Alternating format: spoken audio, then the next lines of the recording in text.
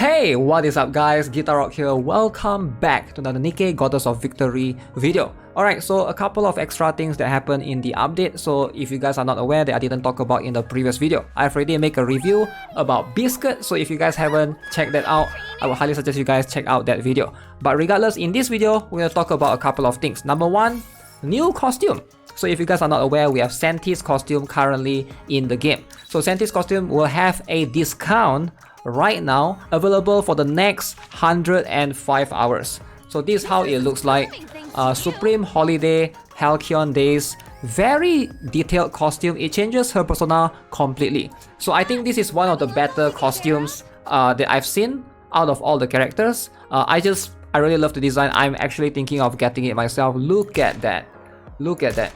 I think the gun has a complete redesign as well, right? So look at the chibi. So yeah, it's definitely something that you guys should consider. It's on discount for the next 4 days as of me posting this video. Second thing that a lot of players have been talking about, the buzz surrounding the T9 manufacturer set equipment. So let's talk about this. Is this actually worth it?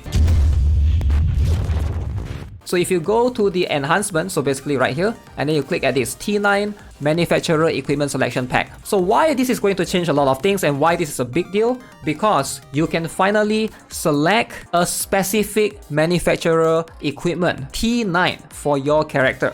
Alright, so this is going to be either Alician. You can see you get Alician Selector, you can get Missy Lee's T9, you can get Tetra, you can get Pilgrim, which I think ideally most players would want to get Pilgrims. Highly recommend, I'll talk about why.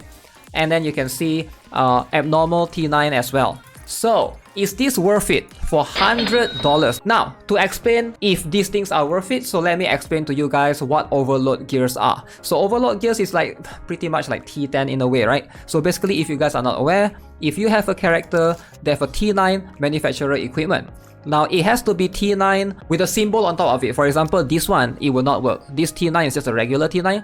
But if you have T9 like Missy Lee's, T9 Tetra, T9 Pilgrim, if you upgrade this all the way to maximum level, which is level 5, now you have a chance to create a whole new level and make them into the overload version.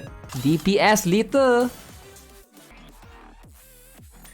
Modifying equipment binds it to the Nikke. That means I cannot take it out from liter. It cannot go to someone else. Increase element damage deal, hit rate.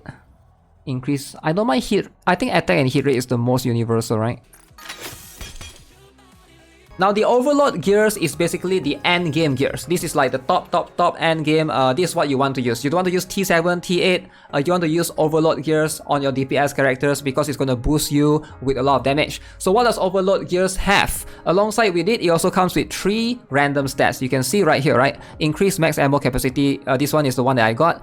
Increase crit damage. Increase elemental damage deal. So obviously, there's a lot of bonuses that you can get. You can also try to change effects if you're not happy with the current effect, right? So you can try depending on who you have. For example, if you're on Modernia, you ideally want hit rate, for example, if there's that.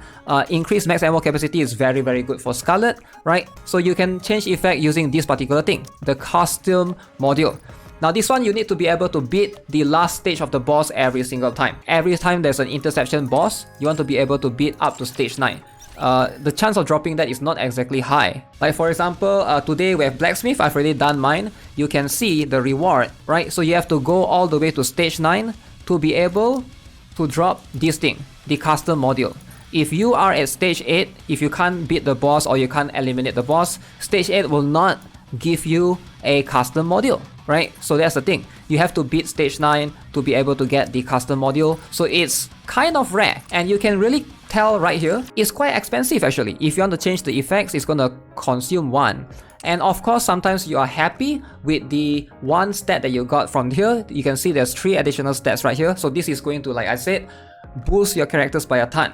But if you lock, it's going to consume 2 of these. So it's going to get really pricey, really expensive if you're trying to fine-tune your overload gear, for sure. Definitely it's going to be super expensive. So this leads to the question, right? One thing that I see a lot of players make this mistake. Think carefully before you make an overload gear. Once you overload the gears, it's stuck to this character. So that's something that I think a lot of new players need to take into consideration, something that you want to think about. So I think most veterans, most whales already know about this. So this is something that you have to think about carefully. So you can notice I don't have an option to unequip this gear. So I can change effects, I can reset, I can upgrade, but I cannot unequip. I cannot take this out. Like for this one, I can still unequip, but for that one, I cannot unequip it. It's stuck here with litter permanently. So if you have a particular one, especially for some players, they have been asking me, they get a pilgrim equipment, so should you put on Modernia or should you put on Scarlet? Now make sure you think carefully, alright, who do you use more often? Who do you think will give you more value in return? Who do you use more in the special intersection bosses in your daily grind? That's the idea here. So make sure you guys think carefully, do not make the mistakes. For me, I do use Scarlet more often than Modernia. I think Modernia is also really strong. They are both really equal, right? But I do use like Scarlet slightly more. Now these things don't drop often. You guys know how rare these things are. And even if they do drop, you don't really get the one that you want. For example, I've been looking for a alloy visor for Pilgrim for the longest time ever. I've never gotten a single one. So this is Elysian for Privity.